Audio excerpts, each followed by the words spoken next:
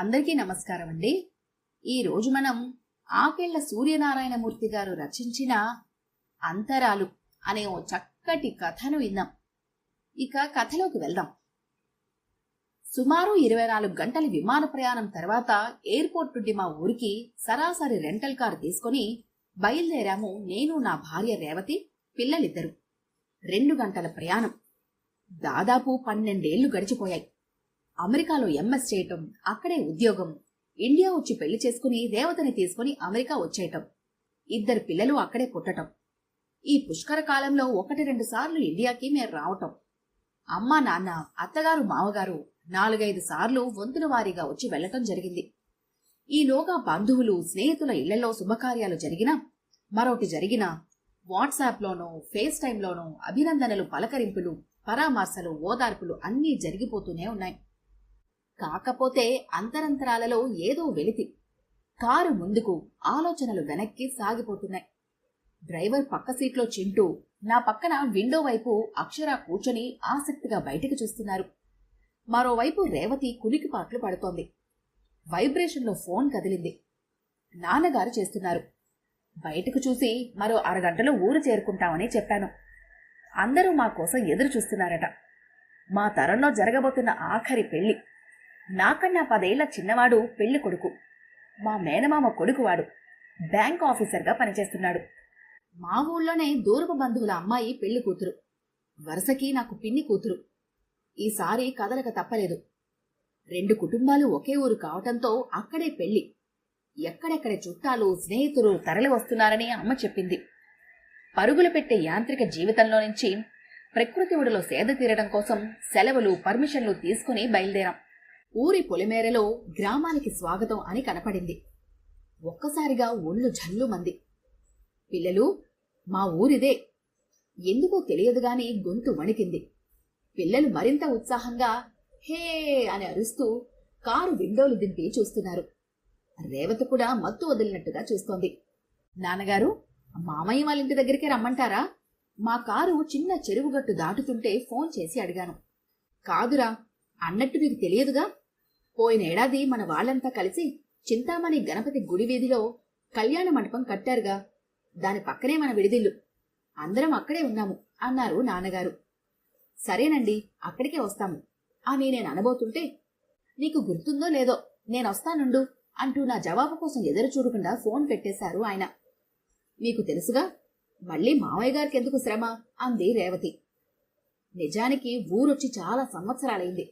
నాన్నగారి ఉద్యోగరీత్యా ప్రస్తుత ఉభయ తెలుగు రాష్ట్రాల్లోని ఊళ్ళన్నీ తిరగటంతో హైస్కూల్ చదువుల్లోనే రావటం ఆగిపోయింది. బంధుప్రీతితో అక్కా, బావగారు మాత్రమే తరచూ వస్తుంటారు. కారు బ్రేక్ పడటంతో ఉలిక్కిపడి చూశాను. నాన్నగారితో పాటు 4 బైకుల మీద వచ్చారు మా వాళ్లు. పిల్లలిద్దరూ టక్కున దిగిపోయి నాన్నగారి బండి మీద సర్దు కూర్చున్నారు. నన్ను, రేవతిని చేతులూపుతూనే పలకరించారు అందరూ. ముందు పరివారం దారి చూపిస్తుండగా చక్రవర్తి రథంలా మా కారు బయలుదేరింది. విడిదిల్లు ముందు కారులోంచి దిగగానే ఎక్కడో లోపల పెళ్లికి సిద్ధమవుతున్న వారంతా పొలోమంటూ వచ్చి మమ్మల్ని చుట్టుముట్టారు. ఏరా సూర్యం, బావున్నావా? ఎన్నాళ్ళైంది బావా నేను చూసి. అమెరికాలోనే పెద్ద ఇల్లు కొన్నావట, పెద్దమ్మ చెప్పిందిరా. హలో అన్నయ్య. ఏరా తమ్ముడు, బాగా సంపాదిస్తున్నావట, మీ అక్కయ్య చెప్పింది.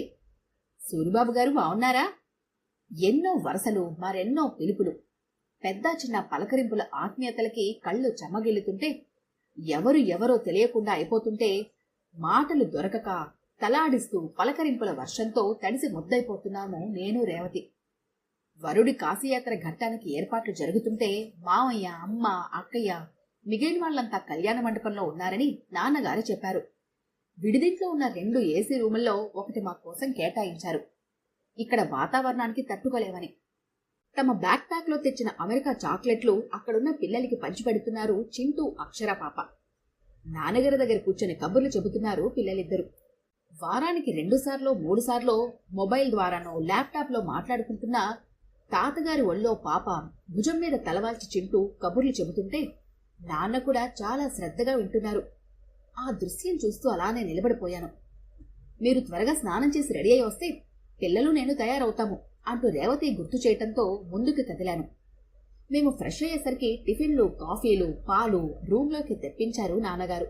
ఈలోగా అక్కా బావగారు హడావిడిగా వచ్చి పలకరించి వెళ్ళిపోయారు. మిగతా బంధువులు, ఊళ్ళో చిన్ననాటి స్నేహితులు మా కోసం వచ్చి వెడుతూనే ఉన్నారు. చుట్టూ మంది మార్బలంతో నెమ్మదిగా కళ్యాణ మంటపంలోకి ప్రవేశించాము మేము. సూర్యం తెలుసుగా, సుభద్రకయ్య కొడుకు. ఈ పెళ్లి కోసం అమెరికా నుండి వచ్చాడు. వాళ్ళ ఆవిడ రేవతి. బావగారి చేతులు అటు ఇటు పట్టుకుని నడుస్తున్నారే, ఆ ఇద్దరూ తెల్లపిల్లలు, సూర్యం పిల్లలే. మమ్మల్ని చూపిస్తూ పక్కన కూర్చున్న పెద్దావిడితో గొప్పగా చెబుతోంది మా పిన్ని. చూడముచ్చటగా ఉన్నారు కుటుంబం అంది ఆవిడ. వాళ్ళ దగ్గరికెళ్లి నమస్కరించి వచ్చాను.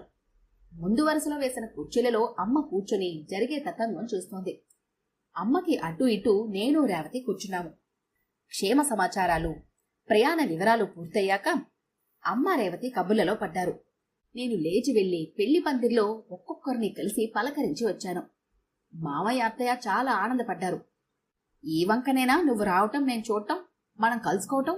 చాలా చాలా ఆనందంగా ఉందిరా సూర్యం అంటూ నవ్వుతూనే కళ్ళ నీళ్లు పెట్టుకోబోయాడు మామయ్య. నా కళ్ళు చెమ్మగిల్లడం తెలుస్తోంది. కాశీయాత్ర సన్నివేశం చూడముచ్చటగా ఉంది. ఐప్యాడ్లో ఫోటోలు తీసుకున్నాను. మధ్యాహ్నం భోజనాలలో చెనుకులు, చలోక్తులు, వెక్కిరింతలు, వేళాకోళాలు, విస్తరలో పదార్థాలే వడ్డిస్తున్నారో, పరిహాసాలే ఆడుకుంటున్నారో కళ్ల ముందు కాలం కదిలిపోతోంది. భుక్తాయాసంతో కొంచెంసేపు విశ్రాంతి తీసుకుని అదయ్యాక అల్పాహారాలు తీసుకుని సాయంత్రం చల్లపాటి వేళ ఎదురుకోళ్లకి బయలుదేరాము. ఈసారి పూర్తి సంప్రదాయ వస్త్రధారంతో ఉంది మా కుటుంబం. ఇరువైపుల బంధువులే కావటంతో కాసేపు అటు మరి కాసేపు ఇటు చేరి హడావిడి చేశాము నేను రేవతి. పెద్దవాళ్లు ముసుముసుగా నవ్వుకుంటున్నారు. యువతరం మాతో చేరింది. ఆ ముచ్చట పూర్తయ్యాక అర్ధరాత్రి ముహూర్తం కావటంతో ముందుగానే సంగీత్ కోసం ఏర్పాట్లు చేశారు. మా బాబాయ్ కొడుకు సరదా సరదా వ్యాఖ్యానాలు చేస్తున్నాడు. మరో మామయ్య కూతురు వాడితో గొంతు కలిపింది. పాటలే పాడమా, గంతులే వేశామా, ఎటు చూసినా కోలాహలం, ఎటు చూసినా సంబరం. గుండెల్లోంచి ఉత్సాహం పొంగుకొస్తున్నా ప్రయాణ బడిలిక, జట్లాగు, అలసట తెలుస్తోంది. అలుపు తీర్చుకోవడం కోసం అమ్మ పక్కన కూర్చున్నాను. పెద్దల వంతు పూర్తయ్యాక పిల్లల్ని పిలిచారు.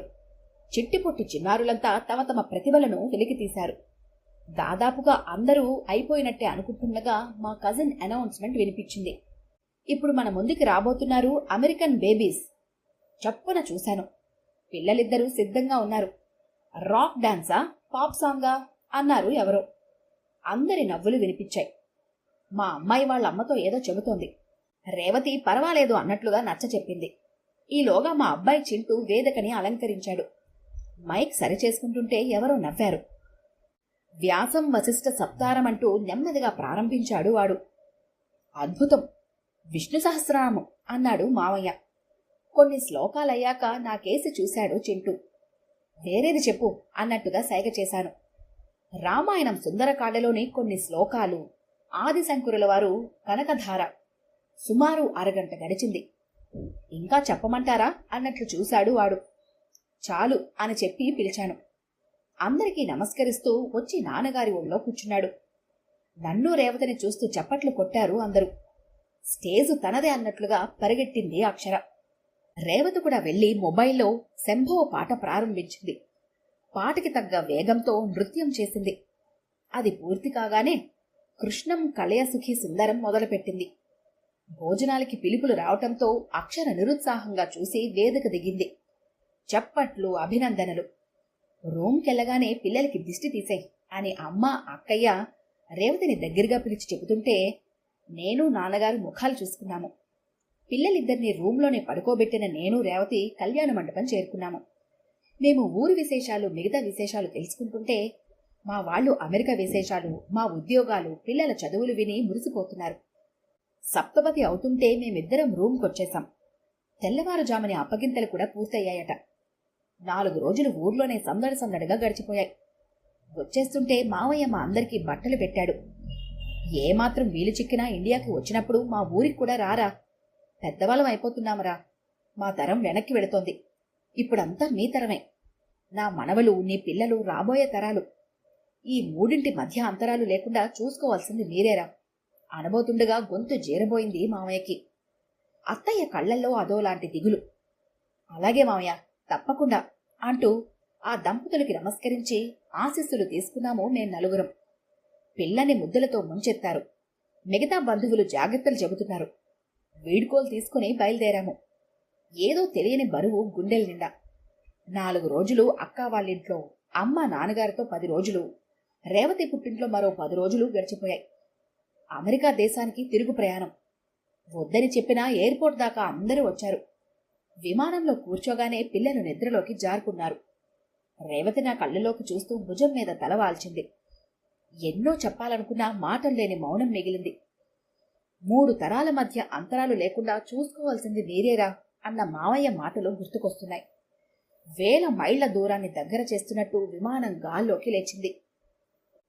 అన్నట్టు మా ఊరి పేరు మీకు తెలుసుగా? ఈ కథ కనుక మీకు నచ్చినట్లయితే లైక్ చేయండి, షేర్ చేయండి. మరిన్ని ఇంట్రెస్టింగ్ కథల కోసం మా ఛానల్ని తప్పకుండా సబ్స్క్రైబ్ చేసుకోండి.